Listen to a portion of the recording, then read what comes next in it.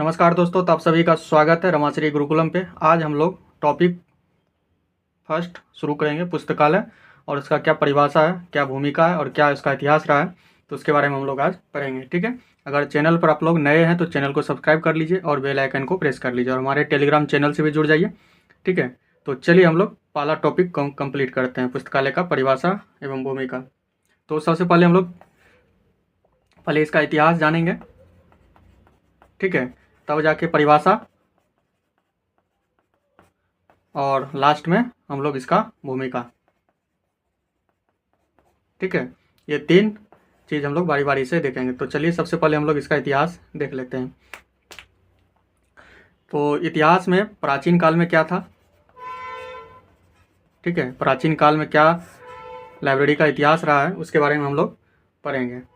ठीक है। तो पुराने समय में क्या होता था कि पुस्तकालय एक भंडार घर की तरह काम करता था। ठीक है। प्राचीन काल में क्या होता था, एक भंडार घर के रूप में काम करता था, भंडार घर के रूप में। ठीक है। और इसका प्रमाण कुछ कुछ सिंधु घाटी सभ्यता में भी मिला है। सिंधु घाटी सभ्यता।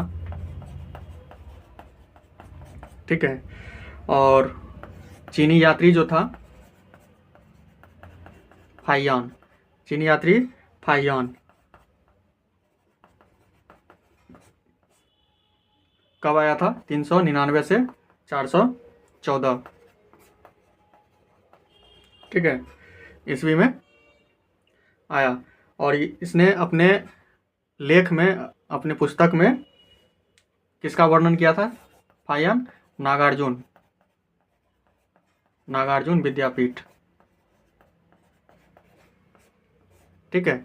नागार्जुन विद्यापीठ का वर्णन किया। पूछेगा कि फाहियान ने किस पुस्तकालय का वर्णन किया, तो नागार्जुन विद्यापीठ पुस्तकालय का वर्णन किया था। ठीक है।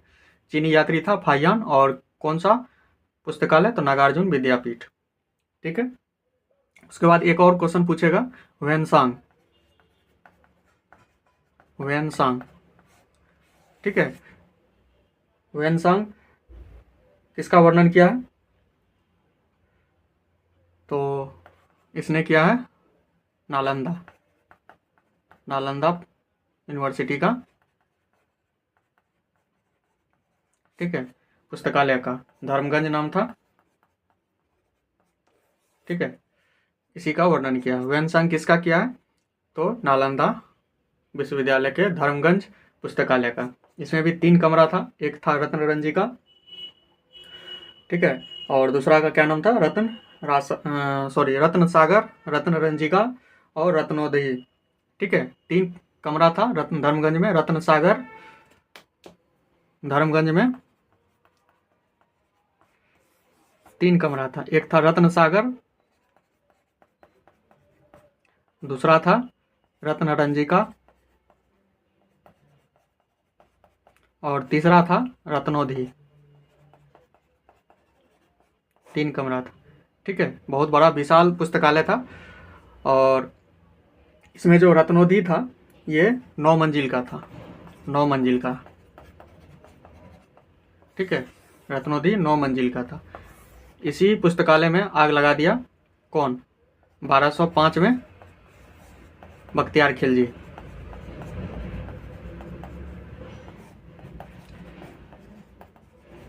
ठीक है। और कितने दिन तक जलता रहा, 6 महीना तक जलता रहा। मतलब इतना पुस्तक था, 6 महीनों तक जलता रहा। ठीक है।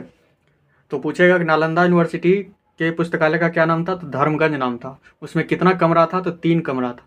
एक हो गया रत्न सागर, दूसरा हो गया रत्न रंजिका और तीसरा तीसरा हो गया रत्नोदय। ठीक है। रत्नोदय। ठीक है। रत्नोदय 9 मंजिल का था। इसमें आग कौन लगाया, तो बख्तियार खिलजी ने आग लगाया था। कब लगाया था, 1205 में आग लगाया। कितना, कितने दिन तक जलता रहा, 6 महीनों तक जलता रहा। ठीक है। तो बस यही है प्राचीन काल का इतिहास लाइब्रेरी का। ठीक है। अब हम लोग देख लेते हैं मध्यकाल का। मध्यकाल, मध्यकाल में क्या था कि इसमें भी मध्यकाल में बहुत विद्वान हुआ। पठान मुगलों ने पुस्तकालय का विकास किया।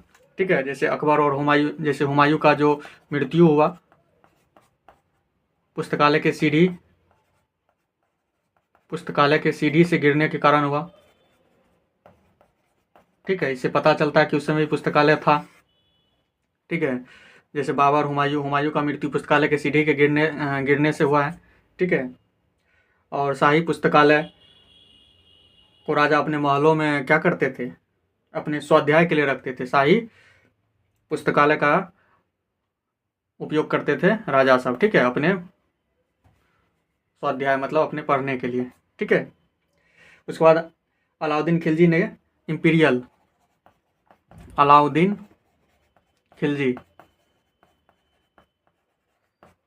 खिलजी ने इम्पीरियल ग्रंथालय का स्थापना किया था। ठीक है, अलाउद्दीन खिलजी ने इम्पीरियल ग्रंथालय का स्थापना किया। और उसके बाद जलालुद्दीन खिलजी आया। जलालुद्दीन खिलजी।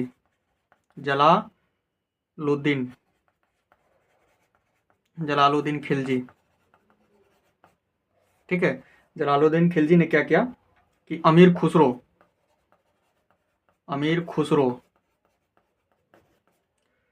को अपने शाही पुस्तकालय का क्या किया, पुस्तकालय अध्यक्ष नियुक्त किया। किसने किया था? जलालुद्दीन खिलजी ने अमीर खुसरो को अपने शाही पुस्तकालय का क्या किया, पुस्तकालय अध्यक्ष, लाइब्रेरियन नियुक्त किया। ठीक है, उसे किस चीज़ का उपाधि दिया गया था? तो महफिल कुरान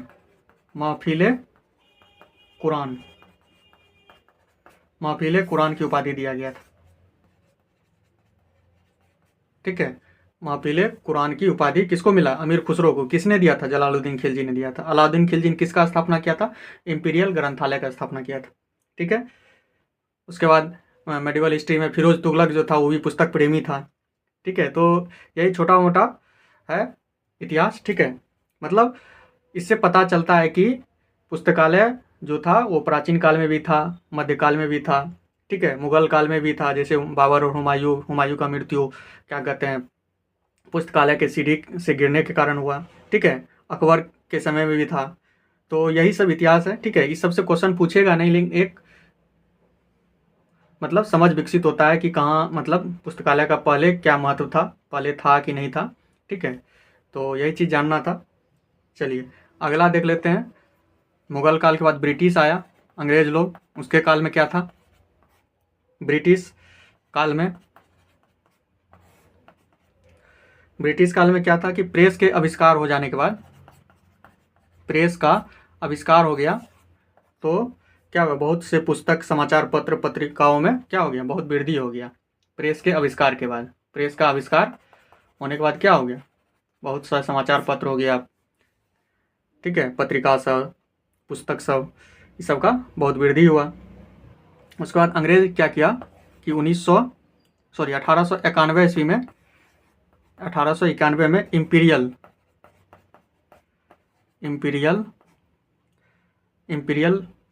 लाइब्रेरी का स्थापना किया। ठीक है, 1891 में इम्पीरियल लाइब्रेरी का स्थापना किया, अपने जो भी सरकारी डॉक्यूमेंट है उसको रखने के लिए। ठीक है, इसका भी एक इतिहास है, जब आप नेशनल लाइब्रेरी ऑफ इंडिया पढ़ेंगे। ठीक है, तो उसका विकास होता है 1835, फिर 1891, फिर 1902 में इसको मर्ज करके इम्पीरियल पब्लिक लाइब्रेरी बना दिया जाता है। फिर यही इम्पीरियल पब्लिक लाइब्रेरी 1953 में जाके, 1948 में ही नेशनल, लेकिन उद्घाटन 1953 में होता है। तो इस तरह से इसका भी इतिहास है, लेकिन अभी थोड़ा थोड़ा आप लोग जान लीजिए कि ब्रिटिश काल में भी अंग्रेज ने क्या किया था, 1891 इम्पीरियल लाइब्रेरी का स्थापना किया। ठीक है, जैसे फिर कोनेमारा हो गया, कोनेमारा लाइब्रेरी जो चेन्नई में है, इसका विकास हुआ। ठीक है, एशियाटिक सोसाइटी हो गया, एशियाटिक सोसाइटी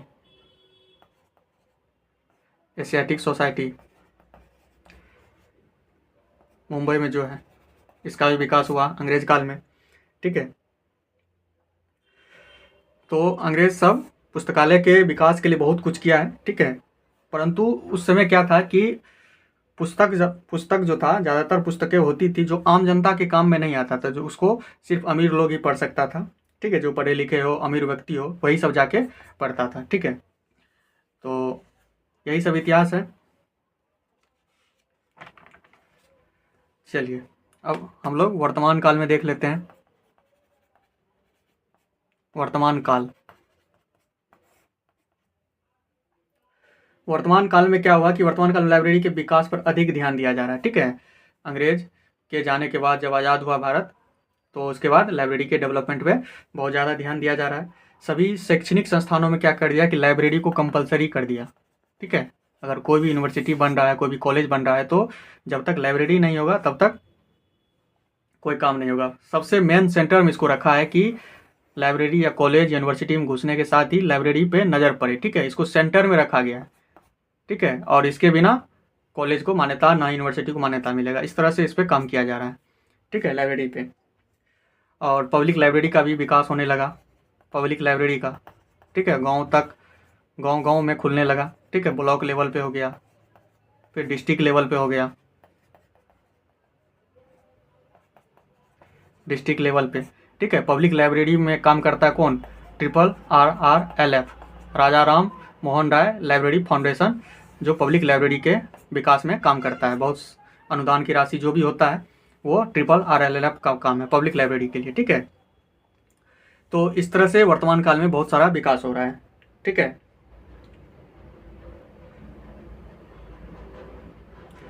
इसके बाद इंफॉर्मेशन टेक्नोलॉजी के आ जाने के बाद क्या हुआ? इंफॉर्मेशन टेक्नोलॉजी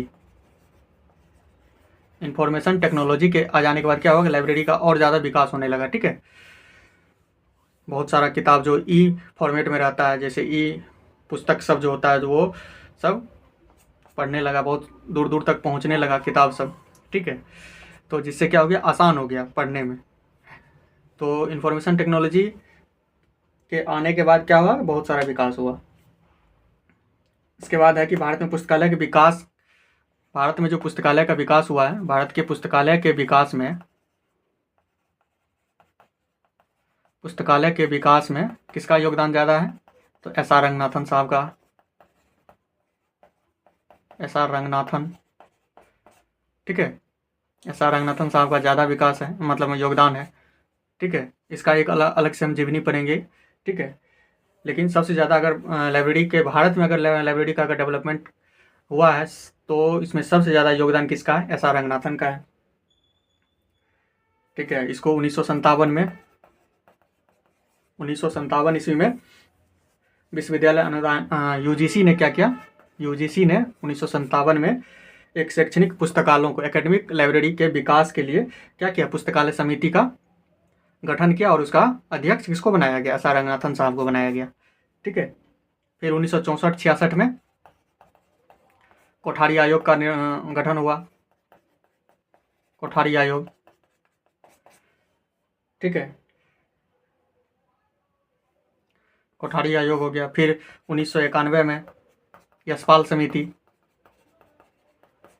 ठीक है, यशपाल समिति का गठन हुआ। इन्होंने किसका गठन किया था? इन्फ्लूनेट का गठन किया था। ये सब आगे हम लोग पढ़ेंगे, जब समिति और आयोग पढ़ेंगे तो उसमें बारीकी से हर एक चीज़ को पढ़ेंगे। बस अभी थोड़ा सा ओवरव्यू आप लोग देख लीजिए। इन्फ्लूनेट, ठीक है, यशपाल समिति 1991 ईस्वी में आया। ये सब पूछेगा, कोठारी आयोग कब आया? तो 1964-66 में। यशपाल समिति 1991 में। ठीक है, पुस्तकालय एकेडमिक लाइब्रेरी के लिए विकास के लिए कौन सा समिति? तो 1957 में रंगनाथन कमेटी। ठीक है, तो इस तरह से इसका वर्तमान काल में विकास हुआ, डेवलपमेंट हुआ। ठीक है, चलिए इतना आप लोग समझ गए। अब हम लोग देख लेते हैं परिभाषा कहाँ से आया। ठीक है, जैसे लाइब्रेरी है, लाइब्रेरी जो किससे बना है? लीवर या लाइवर पर इसको पढ़ सकते हैं, जो लैटिन भाषा का शब्द है, लैटिन भाषा का शब्द है। ठीक है, जिसका अर्थ क्या होता है? पुस्तक होता है,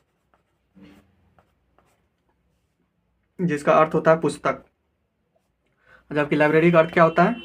पुस्तक रखने का स्थान, पुस्तक रखने का स्थान। ठीक है, पुस्तकालय का संधि विच्छेद क्या हो जाता है? पुस्तकालय, पुस्तक जोड़ आलय। ठीक है। पुस्तक जो राल है, पुस्तक मतलब हो गया जिसमें लेखक का भाव संग्रहित हो, जो लेखक का भाव उसमें लिखा हुआ हो, और आलय का मतलब होता है घर। ठीक है, तो यही हो गया पुस्तकालय। ठीक है। अगर पूछेगा कि लाइब्रेरी शब्द का प्रयोग कब हुआ था, तो लाइब्रेरी शब्द का प्रयोग कब हुआ? 1374 ईस्वी में हुआ। 1374 ईस्वी में हुआ था। कहाँ हुआ था? ऑक्सफोर्ड इंग्लिश डिक्शनरी में। Oxford English dictionary. ठीक है, पहली बार कहाँ प्रयोग हुआ था? तो ऑक्सफोर्ड इंग्लिश डिक्शनरी में। अगर लाइब्रेरी को फ्रेंच में कौन से शब्द से बना है? तो लिब्रा। लिब्रा किस शब्द से बना है? लिब्रा, जिसका अर्थ होता है पुस्तक की दुकान। पुस्तक की दुकान। ठीक है, पुस्तक की दुकान होता है। चलिए, पुस्तकालय के त्रिमूर्ति किसको कहा जाता है? पुस्तकालय के त्रिमूर्ति।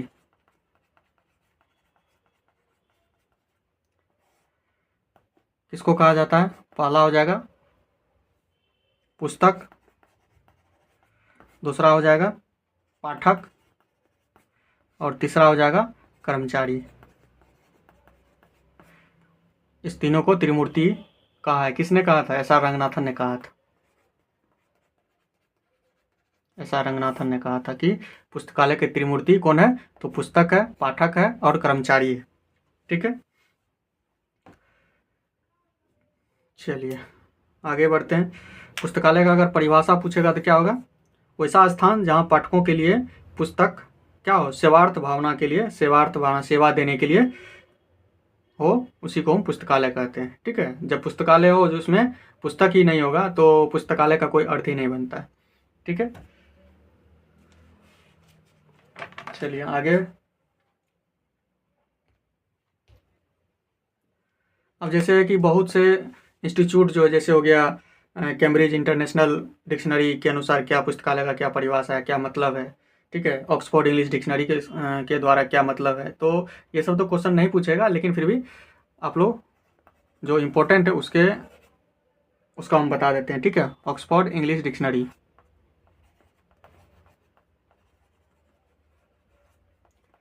ऑक्सफोर्ड इंग्लिश डिक्शनरी, इसके अनुसार क्या है कि पुस्तकालय एक सार्वजनिक संस्था है। ऑक्सफोर्ड इंग्लिश डिक्शनरी क्या बोला है पुस्तकालय के बारे में? कि पुस्तकालय, लाइब्रेरी जो है एक सार्वजनिक संस्था है। ठीक है, सार्वजनिक संस्था है। सार्वजनिक संस्था है जिसका कार्य क्या होता है कि पुस्तकों के संग्रह की देखभाल करना। ठीक है, पुस्तकों के संग्रह की देखभाल करना और उसके पाठकों की आवश्यकता के अनुसार उपलब्ध कराना। ठीक है, उसको पाठकों के आवश्यकता के अनुसार, जो पाठक आएगा उसको क्या आवश्यकता है, उसके आवश्यकता के अनुसार उसको पुस्तकें उपलब्ध कराना। ये परिभाषा किसने दिया है? ऑक्सफोर्ड इंग्लिश डिक्शनरी ने दिया है। क्या बोला है कि लाइब्रेरी एक सार्वजनिक संस्था है। ठीक है, पब्लिक इंस्टीट्यूट है। ठीक है, लाइब्रेरी, और उसमें जो भी किताब रहेगा उसको देखभाल करना। ठीक है, और जो भी पाठक आएगा उस पाठक को उसके आवश्यकता के अनुसार उसको क्या करना है? पुस्तकें प्रोवाइड करवाना है। ये ऑक्सफोर्ड इंग्लिश डिक्शनरी के अनुसार पुस्तकालय का परिभाषा हुआ। ठीक है, रंगनाथन के अनुसार क्या हुआ? ठीक है, जो इंपॉर्टेंट है वही हम बता रहे हैं। रंगनाथन के अनुसार,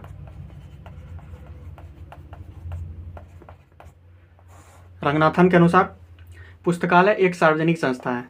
इसने रंगनाथन भी क्या बोले कि पुस्तकालय एक सार्वजनिक संस्था है। पुस्तकालय क्या है? सार्वजनिक संस्था है। सार्वजनिक संस्था है। ठीक है, रंगनाथन ने पुस्तकालय को सामाजिक अभिकरण भी बोला है। पुस्तकालय क्या है? पुस्तकालय एक सामाजिक अभिकरण है।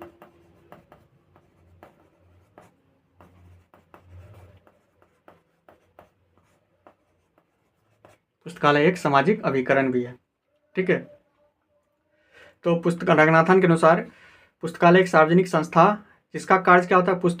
पुस्तक के संग्रह की देखभाल करना। ठीक है, उसका रखरखाव करना तथा उनके पाठकों की आवश्यकता अनुसार उपलब्ध कराना। मतलब ऑक्सफोर्ड इंग्लिश डिक्शनरी जो बोला उसी के मिलता जुलता रंगनाथन साहब भी बोले कि लाइब्रेरी क्या है, एक सार्वजनिक संस्था है और जो भी पाठक आएगा उसकी आवश्यकता के अनुसार उसको क्या करना, पुस्तक उपलब्ध कराना। और जो अनियमित पाठक है, जो नियमित रूप से नहीं पढ़ता है, उस अनियमित पाठक को क्या करना है, नियमित पाठक के रूप में बदलने का कार्य करना है। ठीक है, जो लाइब्रेरी रोज़ नहीं आता, रेगुलर बेस पे नहीं आता है, तो उसको रेगुलर बेस पे उसको क्या करना है, नियमित पाठक के रूप में बदलना है। ठीक है, जो रेगुलर आके पुस्तक पढ़े, उसका इंटरेस्ट जगाना है। ठीक है, चलिए इतना आप लोग समझ गए। तो ज़्यादा यही पूछेगा रंगनाथन के अनुसार क्या है और ऑक्सफोर्ड इंग्लिश डिक्शनरी के अनुसार क्या है। ठीक है, अब हम लोग देख लेते हैं जैसे लाइब्रेरी को अलग अलग देशों में क्या क्या नाम से पुकारा जाता है, अलग अलग भाषा में। ठीक है, जैसे आप संस्कृत में अगर संस्कृत में क्या बोला जाता है लाइब्रेरी को, तो संस्कृत में ग्रंथागार, ये सब क्वेश्चन पूछेगा। ठीक है, ग्रंथागार। हिंदी में पुस्तकालय, हिंदी में पुस्तकालय, इंग्लिश में लाइब्रेरी। उसके बाद मलयालम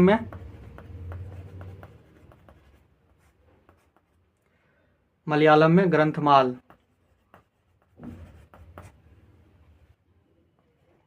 उसके बाद तेलुगु में ग्रंथालय।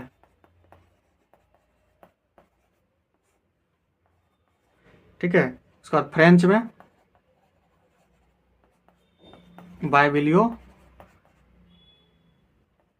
थेक्यो। ठीक है, इसका ट्रिक बता देते हैं, क्यों अंतिम में क्यों है, तो फ्रेंच किस क्यों किया, क्यों। ठीक है, बाइबिलियो थेक्यू है, बाइबिलियो थेक्यू फ्रेंच भाषा में है थेक्यू। ठीक है, और फिर हो जाएगा रशियन, अलग अलग भाषा में अलग अलग नाम है, तो रशियन में क्या नाम है, बाइबिलियो टेक, बाइबिलियो टेक। ठीक है, और जर्मनी में बाइबिलियो थेक।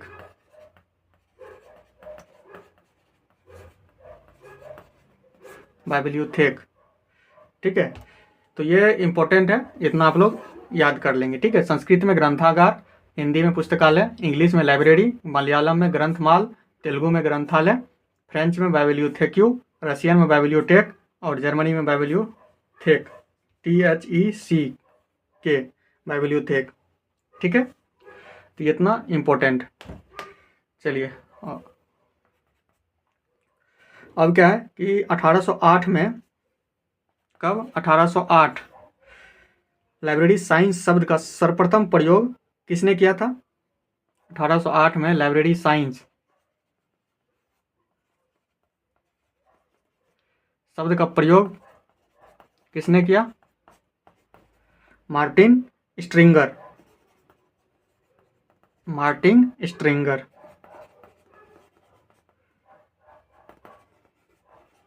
कहाँ का था मार्टिन स्ट्रिंगर, जर्मनी का था।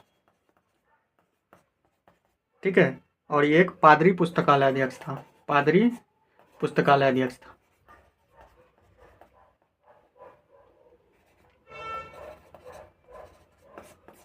ठीक है, तो 1808 ईस्वी में लाइब्रेरी साइंस शब्द का सर्वप्रथम प्रयोग किसने किया था, मार्टिन स्ट्रिंगर, जो जर्मनी का था और एक पादरी पुस्तकालय अध्यक्ष था। ठीक है, इतना आप लोग समझ गए। चलिए भारत में अगर पूछेगा, भारत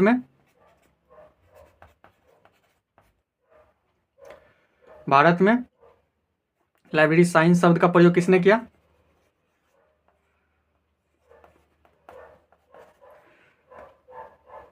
तो doctor SR. Ranganathan. SR. Ranganathan ने लाइब्रेरी साइंस शब्द का सर्वप्रथम प्रयोग भारत में एस.आर. रंगनाथन ने किया था। कब किया था, तो 1928 ईस्वी में। इसका पुस्तक था five laws of library science. ठीक है, यह पुस्तक कब प्रकाशित होता है, 1931 में। ठीक है, तो भारत में पूछेगा तो किसने किया, डॉक्टर एस.आर. रंगनाथन ने किया। ठीक है, चलिए आगे देख लेते हैं। लाइब्रेरी इकोनॉमी,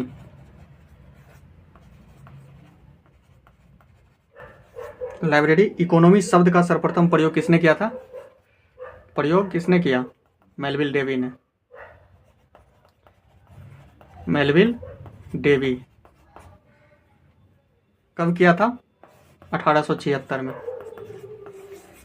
ठीक है, लाइब्रेरी इकोनॉमी शब्द का प्रयोग सर्वप्रथम मेलविल डेवी ने किया था। कब किया था? 1876 ईस्वी में। ठीक है, आगे है लाइब्रेरी इकोनॉमी शब्द जो था, इकोनॉमी शब्द के स्थान पे इंफॉर्मेशन साइंस। ठीक है, लाइब्रेरी इंफॉर्मेशन साइंस। ठीक है, लाइब्रेरी इकोनॉमी था, बाद में लाइब्रेरी इंफॉर्मेशन साइंस शब्द जुटा। कब जुटा था? तो 1964 में। किसके द्वारा? पीटर्सबर्ग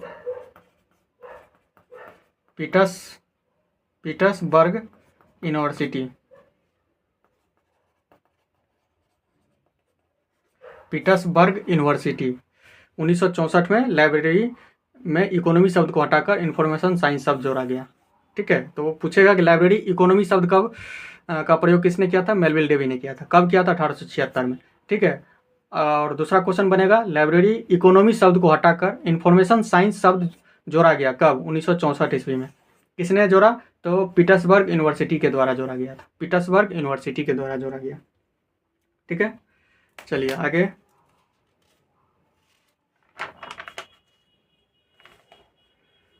पूछेगा कि विश्व स्तर पर लाइब्रेरी के जनक, लाइब्रेरी के जनक कौन है? तो मेलविल डेवी है। Melvil Davy.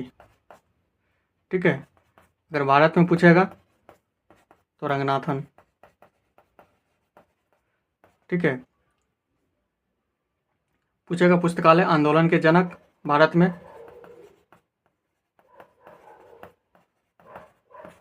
आंदोलन के जनक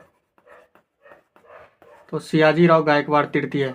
सियाजी राव गायकवाड़ तृतीय। ठीक है, ये सब आपको याद रखना है। ठीक है, पुस्तकालय को विद्वानों ने मस्तिष्क के गृह की संज्ञा दिया है। मस्तिष्क के गृह की संज्ञा किसको दिया गया है? पुस्तकालय को। किसने दिया है? विद्वानों सब ने। जो विद्वान था, पुस्तकालय को बोला गया कि मस्तिष्क के गृह। ठीक है, आधुनिक पुस्तकालय कब आरंभ हुआ? आधुनिक पुस्तकालय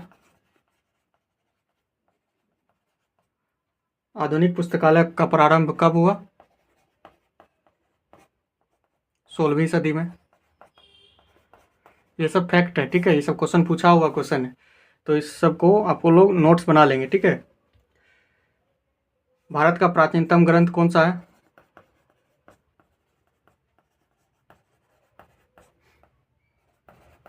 प्राचीनतम ग्रंथ संयुक्तागम ग्रंथ है।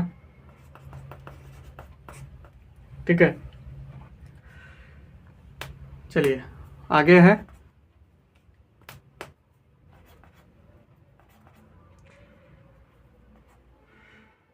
पूछेगा कि नेशनल लाइब्रेरी डे कब मनाया जाता है?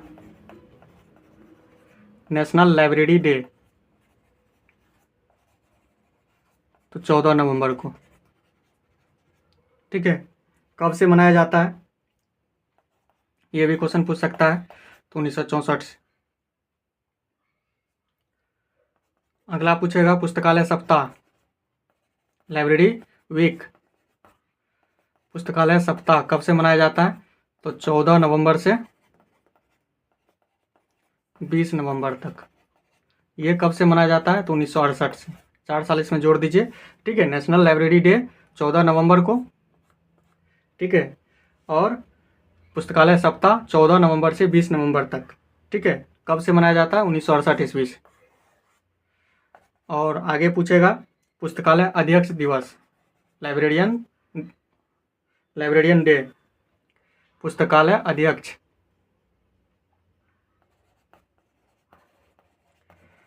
अध्यक्ष दिवस, तो ये हो जाएगा 12 अगस्त। ये कब से मनाया जाता है? तो 1984 से। ठीक है, पुस्तकालय अध्यक्ष दिवस 12 अगस्त 1984 ईस्वी से मनाया जाता है। ठीक है, चलिए आगे देखते हैं हम लोग।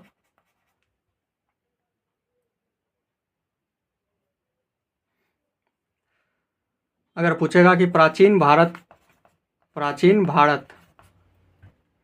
के विश्वविद्यालय पुस्तकालय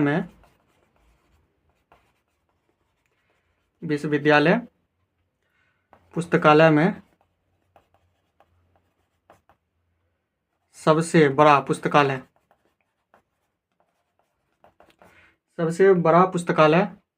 लाइब्रेरी कौन सा था? तो सीधे नालंदा। ठीक है, नालंदा यूनिवर्सिटी का जो था धर्मगंज। ठीक है, इसमें 3 था, रत्न सागर, रत्न रंजिका और रत्नोधी। ठीक है, रत्नोधी 9 मंजिल का था। इस तरह से आपको याद रखना है। धर्मगंज में कौन आग लगा दिया? तो बख्तियार खिलजी।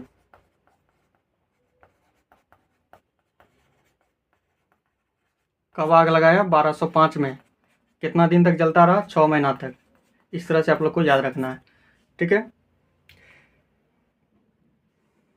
चलिए अब लाइब्रेरी देख लेते हैं। जैसे पहले था ट्रेडिशनल लाइब्रेरी, परंपरागत। 4 प्रकार का होता है। परंपरागत लाइब्रेरी। ठीक है, इसको ट्रेडिशनल लाइब्रेरी। इसमें क्या होता है कि पुस्तक क्या होता है, फिजिकल फॉर्मेट में रखा हुआ रहता है। जैसे आप भौतिक स्वरूप में उठा के आप लोग पढ़ सकते हैं। जैसे कोई भी बुक हुआ आप लोग अपने से पढ़ सकते हैं, उसी को बोलते हैं परंपरागत लाइब्रेरी। ठीक है, दूसरा होता है डिजिटल लाइब्रेरी।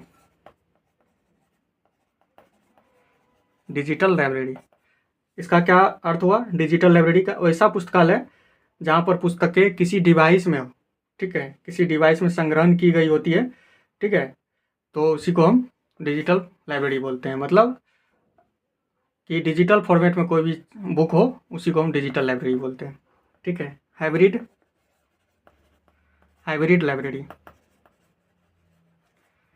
लाइब्रेरी का मतलब हुआ कि जिसमें परंपरागत और डिजिटल दोनों हो, उसी को हाइब्रिड बोलते हैं। ठीक है, फिजिकल भी हो, फिजिकल बुक आप बुक भी उठा के पढ़ सकते हैं, या आपका बुक उठाने का मन नहीं है तो डिजिटल फॉर्मेट में है तो अपना डिजिटल फॉर्मेट में निकाल के अपना पढ़ रहे हैं किसी डिवाइस का यूज करके। ठीक है, उसी को हाइब्रिड बोलते हैं, जिसमें दोनों हो, परंपरागत भी हो और डिजिटल भी हो। और चौथा होता है वर्चुअल लाइब्रेरी, जिसमें इंटरनेट का यूज किया जाता है, इंटरनेट का यूज करके। ठीक है, वर्चुअल लाइब्रेरी किसने इसका आविष्कार किया था? टिम बर्नर-ली ने 1991 में। ठीक है, वर्ल्ड वाइड वेब, इंटरनेट के आने के बाद ही वर्चुअल लाइब्रेरी यूज होने लगा। तो 4 तरह का हो गया, परंपरागत, डिजिटल, हाइब्रिड और वर्चुअल लाइब्रेरी। ठीक है, तो यही पुस्तकालय का जो परिभाषा है, इतिहास आप लोग देखिए लिए, परिभाषा भी देख लिए, और भूमिका जैसे क्या इसका भूमिका क्या क्या है। जैसे आधुनिक वातावरण में, मान लीजिए आधुनिक वातावरण में पुस्तकालय का क्या यूज है। जैसे प्रौढ़ शिक्षा हो गया, कोई भी अगर कोई पढ़ा लिखा नहीं है तो उसको कम से कम इतना शिक्षा दिया जाए कि तब कम से कम वो पढ़ के कोई चीज़ समझ सके। ठीक है, अपना जीवन यापन करने के लिए, तो उसमें यूज हो रहा है। ठीक है, शिक्षा के क्षेत्र में हो गया, इसका क्या क्या, जैसे पहला देख लीजिए कि आधुनिक वातावरण में, जो मॉडर्न युग में यूज हो रहा है वातावरण में। ठीक है, दूसरा हो जाएगा शिक्षा के क्षेत्र में, मतलब स्कूल में हो गया, कॉलेज हो गया, एकेडमिक लाइब्रेरी का ना यूज हो रहा है। ठीक है, जैसे उद्योग हो गया, उद्योग व्यापार। ठीक है, व्यवसाय के क्षेत्र में, शोध हो गया, शोध तकनीकी, हर एक चीज़ में, क्योंकि लाइब्रेरी में होता क्या कि हर एक चीज़ का हर एक बुक उसमें उपलब्ध रहता है। तो मान लीजिए किसी पे शोध करना है तो उसके लिए अगर बुक नहीं रहेगा तो आप किस शोध कैसे करिएगा? जब तक आप पढ़िएगा ना, जब तक आप ज्ञान अर्जित नहीं कर पाइएगा तो कैसे आप किसी भी चीज़ को शोध कर सकते हो? हर एक चीज़ में इसलिए यूज हो रहा है लाइब्रेरी का, कि ताकि जो भी बुक हमको ज़रूरत है तुरंत हम उपलब्ध करके पढ़ सकें। ठीक है। फिर मनोरंजन के क्षेत्र में, ठीक है, फिर सांस्कृतिक धरोहर, जो भी हम लोग का सांस्कृतिक धरोहर है सबको अच्छे से सुरक्षित करके रखा गया है, तो आप लोग उसको भी जाके पढ़ सकते हैं। जैसे महाभारत हो गया, रामायण सब हो गया, जो हमारा सांस्कृतिक धरोहर है, पुराना चीज़ सब। ठीक है। तो हर एक चीज़ का बुक उपलब्ध है, अभी भी आप जाके लाइब्रेरी में आराम से उसको जाके पढ़ सकते हैं। ठीक है। सूचना प्रसारण, इंफॉर्मेशन के क्षेत्र में, व्यक्ति के दैनिक जीवन पर भी होता है। तो हर एक क्षेत्र में भूमिका लाइब्रेरी का बहुत है। ठीक है। तो मेन फैक्ट यही था इस चैप्टर में। छोटा टॉपिक है। ठीक है। इसमें ज़्यादा से ज़्यादा 2-3 क्वेश्चन बनेगा, बहुत हो गया। ठीक है, कि अलग अलग भाषा में लाइब्रेरी का क्या बोला जाता है। जैसे संस्कृत में ग्रंथागार बोला जाता है, जर्मनी में बाइब्लियोथेक बोला जाता है, तो उसी हिसाब से क्वेश्चन पूछेगा। ठीक है। तो मेन तो यही था, इतना ही क्वेश्चन बनेगा। तो चलिए, आप लोग को अगर वीडियो अच्छा लगा है तो कमेंट करके ज़रूर बताइएगा। ठीक है। और धीरे धीरे हम क्वेश्चन, ऑब्जेक्टिव क्वेश्चन भी, उसका भी हम कोशिश करेंगे डालने का। ठीक है। और एक बुक है, आप लोग इस बुक को ज़रूर देख लीजिए। ये बुक जो है यूथ कंपटीशन का है। ठीक है। इसमें PYQ दिया हुआ है, तो इससे पूरा अच्छे से नहीं दिख रहा होगा। ठीक है। लेकिन हम इसका भी सोच रहे हैं कि 50-100 क्वेश्चन करके आप लोग को पूरा PYQ आप लोग को करवा दें। ठीक है। उधर अमित किशोर का 2 यूनिट हम ख़त्म कर दिए थे। ठीक है। तो आप लोग वहाँ से जाके, अगर कोई भी लोग नए जुड़े हैं तो जाके वहाँ से पहले ऑब्जेक्टिव क्वेश्चन भी देख सकते हैं, और थ्योरी भी कुछ कुछ अपलोड है।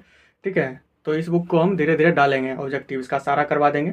ठीक है। और अभी थ्योरी तो स्टार्ट हो ही गया है, तो आराम से आप लोग थ्योरी कीजिए, और जहाँ से भी आप अपने से भी पढ़ने का कोशिश कीजिए। ठीक है। तो चलिए, मिलते हैं फिर से नेक्स्ट वीडियो में। तब तक के लिए जय हिंद।